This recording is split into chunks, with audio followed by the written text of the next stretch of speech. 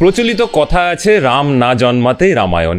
আজ আমরা নিয়ে এসেছি রামের জন্মের আগের কিছু ঘটনা নিয়ে, কিন্তু এই সব ঘটনাই রামের জন্ম এবং তার পরবর্তী ঘটনাবলীকেও রীতিমতো প্রভাবিত করেছে, যা শেষমেশ রাম রাবণের যুদ্ধ পর্যন্ত গড়িয়েছে। চলুন তাহলে শুরু করা যাক আজকের পুরাণ এপিসোড। আজকের এই এপিসোডের মূল তথ্য সংগ্রহের দায়িত্বে আমার পুত্র রৌহিন। অনুরোধ করব ভিডিওটি শেষ পর্যন্ত দেখার জন্য, যাতে এই পৌরাণিক ঘটনাগুলো নিয়ে আমাদের নিজস্ব বিশ্লেষণের ব্যাপারে জানতে পারবেন, সাথে জানতে পারবেন এর সাথে মিশে থাকা অনেক রোমাঞ্চকর ঐতিহাসিক তথ্য। যদি এখনো চ্যানেলটি সাবস্ক্রাইব না করে থাকেন, অনুরোধ করব সাবস্ক্রাইব, লাইক এবং শেয়ার করুন, যাতে এই ধরনের ভিডিও আপনাদের কাছে এবং আপনাদের মতো অনেকের কাছে পৌঁছতে পারে। আমরা সবাই জানি যে রাজা দশরথের ছিল 4 সন্তান, যথাক্রমে রাম, ভরত, লক্ষ্মণ এবং শত্রুঘ্ন। কিন্তু খুব কম লোকেই জানি যে রাজা দশরথের এবং রানী কৌশল্যার একজন কন্যাও ছিল, যার নাম ছিল শান্তা। চিরঞ্জীবী এবং সপ্তঋষির অন্যতম একজন ঋষি কাশ্যপের পুত্র বিভণ্ডক ছিলেন নিজেও একজন অত্যন্ত তেজস্বী ব্রহ্মচারী। সে মহাদেব শিবের তপস্যা করতে শুরু করলে তার তপস্যাতে দেবতারা প্রমাদ গণে, কারণ তার কপাল নিঃসৃত তপজ্বালা পৃথিবীকে ধ্বংস করে দিতে পারে। তাই তার তপস্যা ভঙ্গ করার জন্য দেবতারা উর্বশীকে পাঠায় তার ব্রহ্মচর্যকে বিঘ্নিত করার জন্য।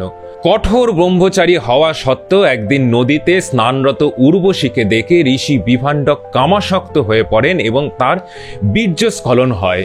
সেই বীর্য এক হরিণী, যে ছিল আরেকজন অভিশাপ পাওয়া অপ্সরা, সে খেয়ে ফেলে এবং হরিণ রূপে সেই অভিশপ্ত অপ্সরা গর্ভবতী হয়ে পড়ে। সেই হরিণের থেকে জন্ম ঋষ্যশৃঙ্গের। মাথাতে হরিণের মতো শিংও ছিল। খ্রিস্টান ধর্মতে যেরকম মনে করা হয় যে সমস্ত জীব জগতই জন্মসূত্রে পাপী, কারণ তাদের জন্ম যৌনতার মধ্যে দিয়ে হয়েছে। তাই সবাইকে যিশুর শরণ নিতে হবে, যার জন্ম কিন্তু যৌনতার মধ্যে দিয়ে হয়নি। যৌনতার বাইরে জন্ম হওয়া এবং গডের ইচ্ছেতে প্রেরিত দূত যিশুর শরণ নিলেই তবে মনুষ্য জাতি যৌনতার পাপ থেকে মুক্ত হতে পারবে। আমাদের সংস্কৃতিতে যৌনতার ব্যাপারে এই ধরনের কোনো ট্যাবু নেই।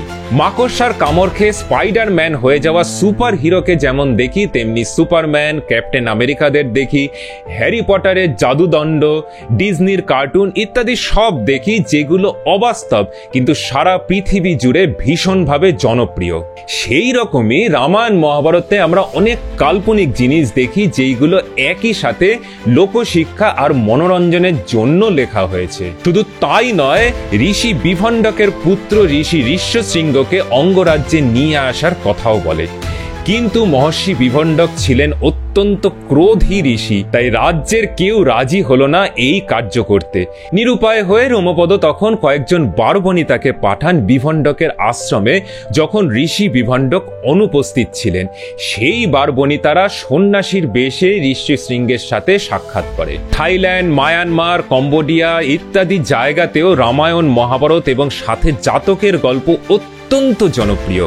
থাইল্যান্ডে রামায়ণকে রামাকিয়েন আর জাতকের গল্পকে জাক্রাওয়াং বলা হয়।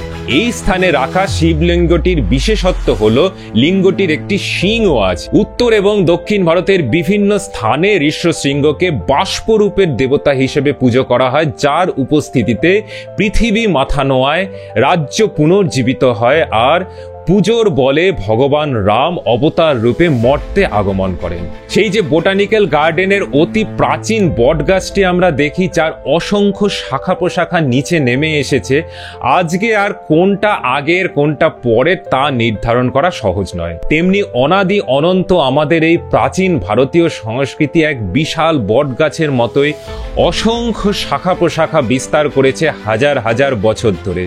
যেন ঠিক এক মৌনী স্তব্ধ ঋষির মতো হাজার বছরের তপস্যাতে মগ্ন। তার ছায়া সুবিস্তৃত, শিকড়টা কিন্তু বাঁধা আছে একই জায়গাতে, এই ভারতের পুণ্যভূমিতে।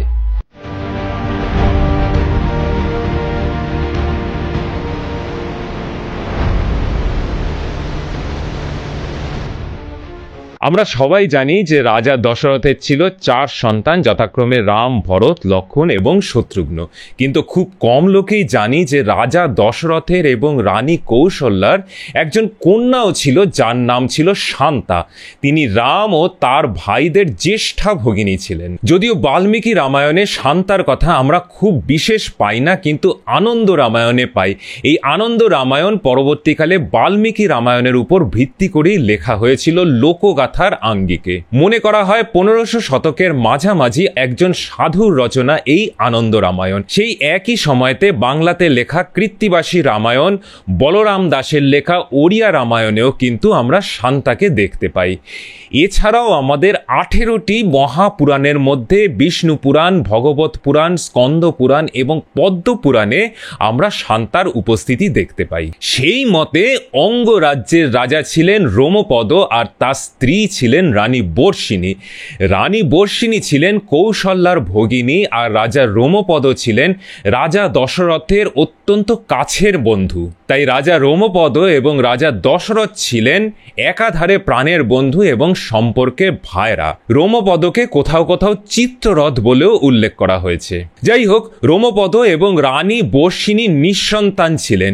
সূর্য বংশের মানে রাজা দশরথের পরিবারের রীতি ছিল একমাত্র পুত্র সন্তানই রাজা হতে পারবে, কিন্তু অঙ্গরাজ্যের মানে রাজা রোমপদর রাজ্যের রীতি ছিল যে কন্যা সন্তানও রাজ্য শাসন করতে পারবে। তাই শান্তার যখন 12 বর্ষ বয়স, তখন রাজা দশরথ আর রানী কৌশল্যা রাজা রোমপদ এবং রানী বর্ষিণীর অনুরোধে শান্তাকে উপহার দেন রাজা রোমপদ এবং রানী বর্ষিণীকে। শান্তাকে পেয়ে এই নিঃসন্তান দম্পতি অত্যন্ত খুশি হন এবং এই দত্তক কন্যাকে অত্যন্ত আদরের সঙ্গে পালন করতে থাকেন। কালে কালে শান্তা অঙ্গরাজ্যের রাজকুমারী হিসাবে শিক্ষিতা এবং গুণবতী হয়ে ওঠেন। তিনি একাধারে অত্যন্ত সুন্দরী ছিলেন এবং সাথে রাজনীতি, সঙ্গীত, নৃত্য এবং বৈদিক জ্ঞানে পারদর্শিনী হয়ে উঠেছিলেন। মানে আজকের ভাষাতে যাকে বলে বিউটি উইথ ব্রেইন। এই গল্প থেকে আমরা বুঝতে পারি সেই যুগের সমাজে কন্যা সন্তানকে পুত্র সন্তানের মতোই পালন করা হতো। সমস্ত ধরনের শিক্ষাদান করানো হতো। নারীদের বেদ পাঠে নিষেধাজ্ঞা ছিল এরকম যে একটা ধারণা রয়েছে, সেটাও যে কতটা ভুল রাজকুমারী শান্তার গল্প থেকেই আমরা বুঝতে পারি। এখন প্রশ্ন আসতে পারে যে পৌরাণিক গল্প কি ইতিহাস? এই ব্যাপারে বিতর্ক থাকতে পারে, কিন্তু লোকসাহিত্য যে সমাজের দর্পণ, সে পুরাণ হোক কি কালিদাস কি রবীন্দ্রনাথের রচনা, সে ব্যাপারে নিশ্চয়ই কারোর মতান্তর থাকবে না।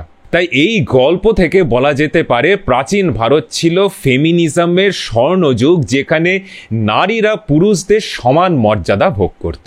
এইবারে আমরা গল্পটা একটু অন্যদিকে নিয়ে যাব, তারপর আবার ফিরে আসব বিদুষী শান্তার কথাতে। আমরা এখন বলবো ঋষি ঋষ্যশৃঙ্গের জন্ম কাহিনীর কথা। ঋষ্যশৃঙ্গকে আমরা রামায়ণ আর মহাভারত দু জায়গাতেই পাই। মহাভারতে বলা আছে যে চিরঞ্জীবী এবং সপ্ত ঋষির অন্যতম একজন ঋষি কাশ্যপের পুত্র বিভণ্ডক ছিলেন নিজেও একজন অত্যন্ত তেজস্বী ব্রহ্মচারী। সে মহাদেব শিবের তপস্যা করতে শুরু করলে তার তপস্যাতে দেবতারা প্রমাদ গোনে, কারণ তার কপাল নিঃসৃত তপজ্বালা পৃথিবীকে ধ্বংস করে দিতে পারে। তাই তার তপস্যা ভঙ্গ করার জন্য দেবতারা উর্বশীকে পাঠায় তার ব্রহ্মচর্যকে বিঘ্নিত করার জন্য। কঠোর ব্রহ্মচারী হওয়া সত্ত্বেও একদিন নদীতে স্নানরত উর্বশীকে দেখে ঋষি বিভণ্ডক কামাসক্ত হয়ে পড়েন এবং তার বীর্যস্খলন হয়। সেই বীর্য এক হরিণী, যে ছিল আরেকজন অভিশাপ পাওয়া অপ্সরা, সে খেয়ে ফেলে এবং হরিণ রূপে সেই অভিশপ্ত অপ্সরা গর্ভবতী হয়ে পড়ে। সেই হরিণের থেকে জন্ম ঋষ্যশৃঙ্গের। মাথাতে হরিণের মতো শিংও ছিল। নিজের তপস্যার পথ থেকে বিচ্যুতি হওয়ার জন্য বিভণ্ডক খুবই মনস্তাপে ভোগেন। এরপরে সেই হরিণরূপী অপ্সরা সাপ মুক্তি হয় এবং সে সেই শিশুটিকে ফেলে রেখে স্বর্গে চলে যায়। এই পুরো ঘটনাতে ঋষি বিভণ্ডকের মনে নারী জাতির প্রতি বিতৃষ্ণার জন্ম নেয়। একদিন নদীর ধারে এক শিশুর কান্না শুনে বিভণ্ডক সেই শিশুটির কাছে যান। তিনি ছিলেন ত্রিকালদর্শী, তাই বুঝতে পারেন যে শিশুটি তারই ঔরসজাত পুত্র, এবং তিনি ঠিক করেন যে তিনি একাই এই শিশুটিকে পিতৃস্নেহ দিয়ে পালন করবেন এবং তার পুত্রকে নারী সংস্পর্শ তো দূর, সমাজ জীবনের সমস্ত ভোগ বিলাসের থেকে দূরে রেখে বড় করবেন। তাই এক ঘন জঙ্গলে ঋষ্যশৃঙ্গ বড় হতে থাকে এক চূড়ান্ত কঠোর জীবনের মধ্যে দিয়ে। ঋষ্যশৃঙ্গের জন্মকাহিনী প্রমাণ করে ভারতীয় সমাজের সাহিত্য এবং শিল্পতে যৌনতা নিয়ে আজকের মতো কোনো ছুতমার্গ ছিল না। বিভিন্ন মন্দিরের শিল্পকলাতে যেমন আমরা দেখতে পাই, তেমনি সাহিত্যতেও এই যৌনতা ফিরে ফিরে এসেছে। তেমনি 18 বছরের নিচে এই সমস্ত জিনিস দেখতে পারবে না বা জানতে পারবে না, এরকম নিষেধাজ্ঞাও তখন ছিল না। জ্ঞান হবার পর থেকেই সবাই মন্দিরের শিল্পকলাতে, লোকসাহিত্যতে এই যৌনতাকে অন্যান্য জীবনচারিতার অঙ্গ হিসেবেই দেখে থাকতো। খ্রিস্টান ধর্মতে যেরকম মনে করা হয় যে সমস্ত জীবজগতই জন্মসূত্রে পাপী, কারণ তাদের জন্ম যৌনতার মধ্যে দিয়ে হয়েছে। তাই সবাইকে যিশুর শরণ নিতে হবে, যার জন্ম কিন্তু যৌনতার মধ্যে দিয়ে হয়নি। যৌনতার বাইরে জন্ম হওয়া এবং গডের ইচ্ছেতে প্রেরিত দূত যিশুর শরণ নিলেই তবে মনুষ্য জাতি যৌনতার পাপ থেকে মুক্ত হতে পারবে।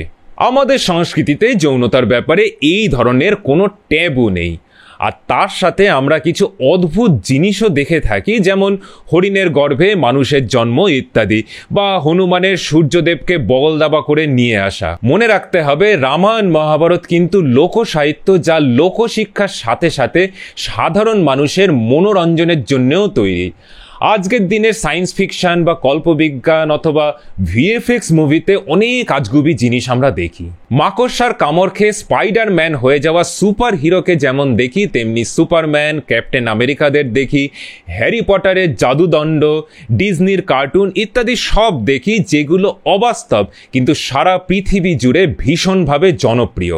সেই রকমই রামায়ণ মহাভারতে আমরা অনেক কাল্পনিক জিনিস দেখি, যেইগুলো একই সাথে লোকশিক্ষা আর মনোরঞ্জনের জন্য লেখা হয়েছে। স্পাইডারম্যানের অবাস্তব গল্প যেমন আজকের দিনের বিজ্ঞানকে কোনোভাবেই ম্লান করে না, অথবা স্পাইডারম্যান সিনেমা বা ডিজনি সিনেমাতে আলাদিনের কার্টুন দেখা প্রতিটি শিশুর মনকে ভবিষ্যতে কুসংস্কারে ঢেকে দেয় না, তেমনি রামায়ণ মহাভারতের এই সমস্ত কাল্পনিক গল্প সেই যুগের ভারতের বিজ্ঞানের উৎকর্ষের ব্যাপারে কোনো সন্দেহ জাগানো উচিত নয়, বা এটা মনে করা উচিত নয় যে এই সমস্ত গল্প কুসংস্কার ছড়ায়, যদি না প্রাচীন ভারতীয় সংস্কৃতির মধ্যে খারাপ খোঁজাটাই কারোর মূল উদ্দেশ্য হয়। গল্পের মধ্যে দিয়ে পাঠক বা শ্রোতার কল্পনার জগতে নানা রকম ছবি ফুটিয়ে তুলতে পারাটাই জনপ্রিয় সাহিত্যের গুণ। মনে রাখতে হবে, হাজার হাজার বছর ধরে এই সাহিত্যগুলো টিকে রয়েছে এই ধরনের ভিজুয়াল এন্টারটেইনমেন্টগুলো গল্পের আকারে লেখা হয়েছে তার জন্য।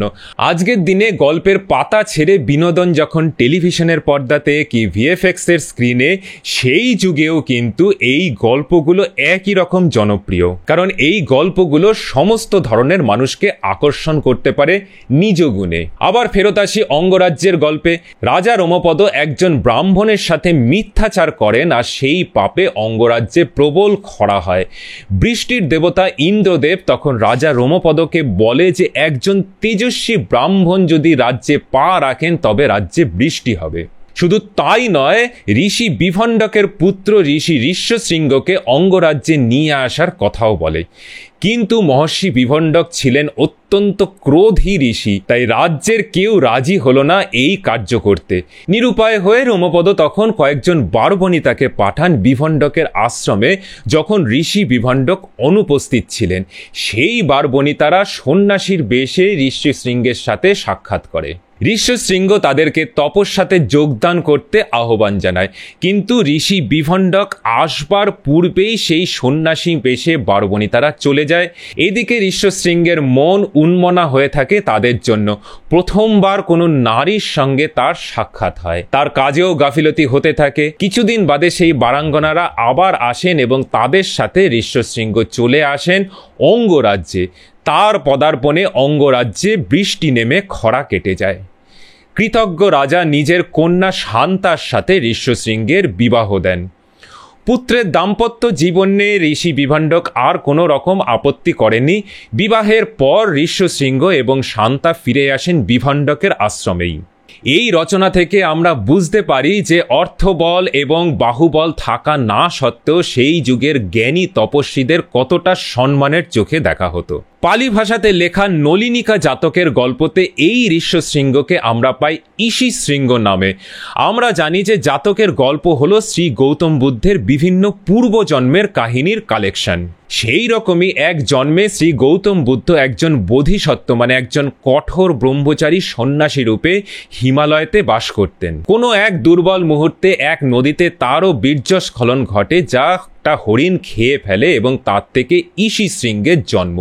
সেও বড় হতে থাকে এক নারীবিহীন পরিবেশে। তার তপস্যার জোরে প্রমাদ গণে দেবরাজ শাক্য মানে যিনি হলেন জাতকের গল্পের ইন্দ্র, তাই তিনি কাশী রাজ্যে প্রখর খরা তৈরি করেন।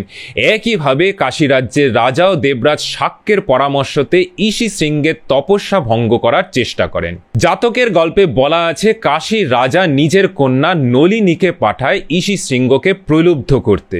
নলিনীর রূপে মুগ্ধ হয়ে তপস্যা ভঙ্গ করে ঈশী শৃঙ্গ কাশী রাজ্যে পদার্পণ করলে রাজ্যে বৃষ্টি নেমে আসে। বুঝতে অসুবিধা নেই যে এই জাতকের গল্পে আমরা রাজকুমারী শান্তাকে দেখি নলিনী রূপে।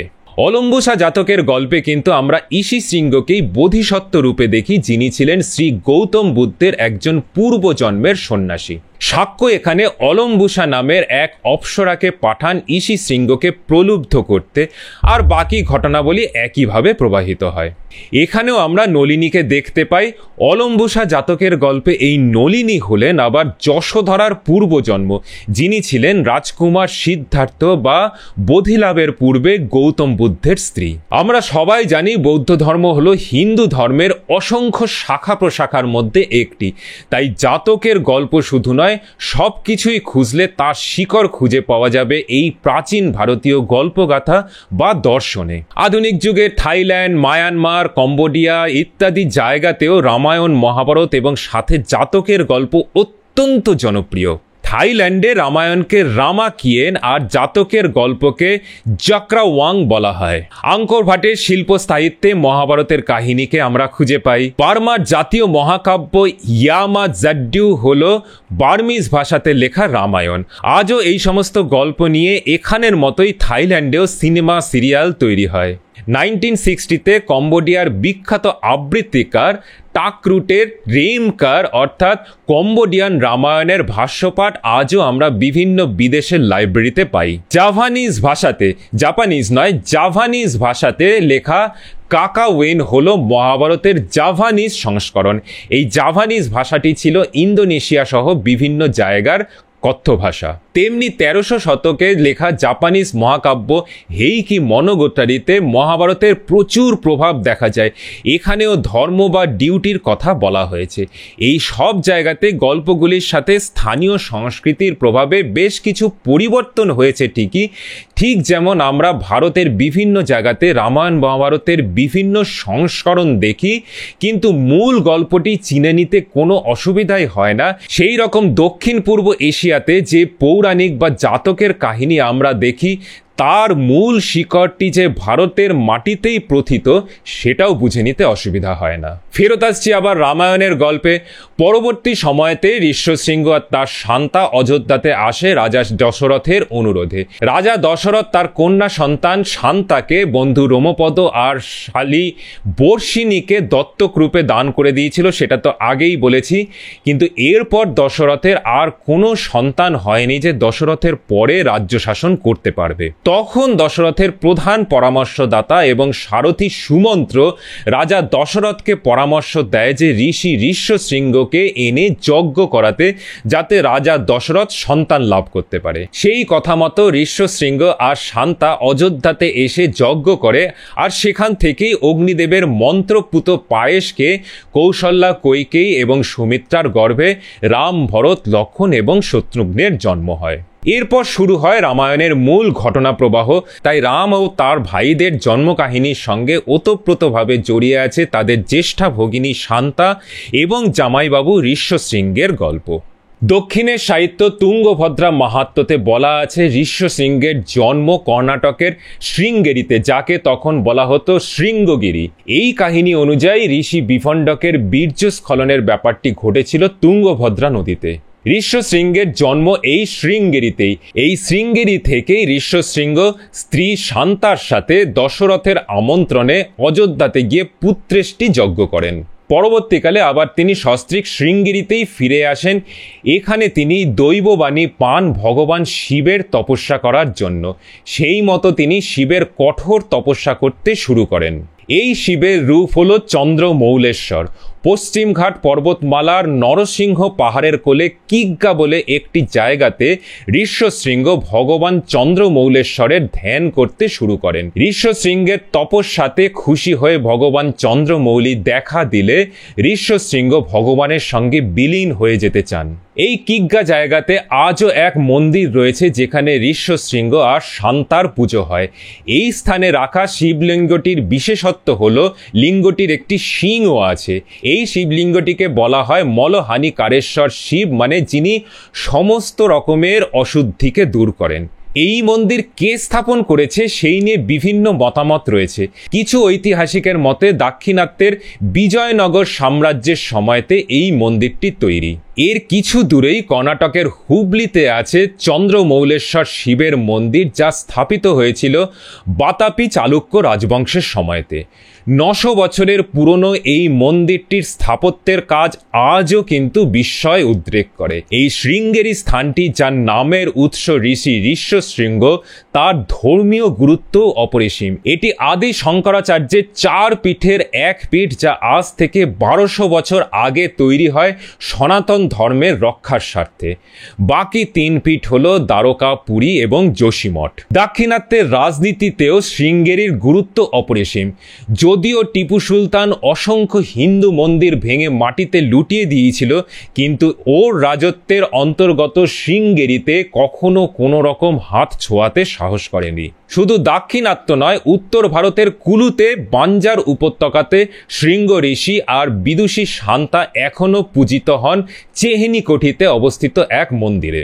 উত্তর এবং দক্ষিণ ভারতের বিভিন্ন স্থানে ঋষ্যশৃঙ্গকে বাষ্পরূপের দেবতা হিসেবে পুজো করা হয়, যার উপস্থিতিতে পৃথিবী মাথা নোয়ায়, রাজ্য পুনর্জীবিত হয় আর পুজোর বলে ভগবান রাম অবতার রূপে মর্তে আগমন করেন। এই বিভিন্ন পুরাতথ্যগুলোকে একসাথে করলে দেখা যায় যে আমাদের এখনকার রাজনীতিতে হিন্দু এবং বৌদ্ধ, উত্তর ভারত এবং দক্ষিণ ভারত, এদের মধ্যে বিভাজনের প্রচেষ্টা করলেও আমাদের এই সমস্ত সংস্কৃতির শিকড় কিন্তু একই।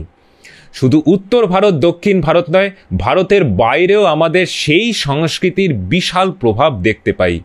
সেই যে বোটানিক্যাল গার্ডেনের অতি প্রাচীন বটগাছটি আমরা দেখি, যার অসংখ্য শাখা প্রশাখা নিচে নেমে এসেছে, আজকে আর কোনটা আগের কোনটা পরের তা নির্ধারণ করা সহজ নয়। কোনটি মূল কাণ্ড সেটিও বোঝার উপায় নেই। তেমনি অনাদি অনন্ত আমাদের এই প্রাচীন ভারতীয় সংস্কৃতি এক বিশাল বটগাছের মতোই অসংখ্য শাখা প্রশাখা বিস্তার করেছে হাজার হাজার বছর ধরে। যেন ঠিক এক মৌনী স্তব্ধ ঋষির মতো হাজার বছরের তপস্যাতে মগ্ন। তার ছায়া সুবিস্তৃত, শিকড়টা কিন্তু বাঁধা আছে একই জায়গাতে, এই ভারতের পুণ্যভূমিতে। আজকের মতো পৌরাণিক এপিসোড এখানেই শেষ করছি। ফিরে আসবো আবার নতুন কিছু গল্প এবং সাথে আমাদের কিছু অ্যানালিসিস নিয়ে। যদি ভিডিওটা ভালো লাগে তাহলে সাবস্ক্রাইব, লাইক এবং শেয়ার করতে ভুলবেন না। নমস্কার, ভালো থাকবেন।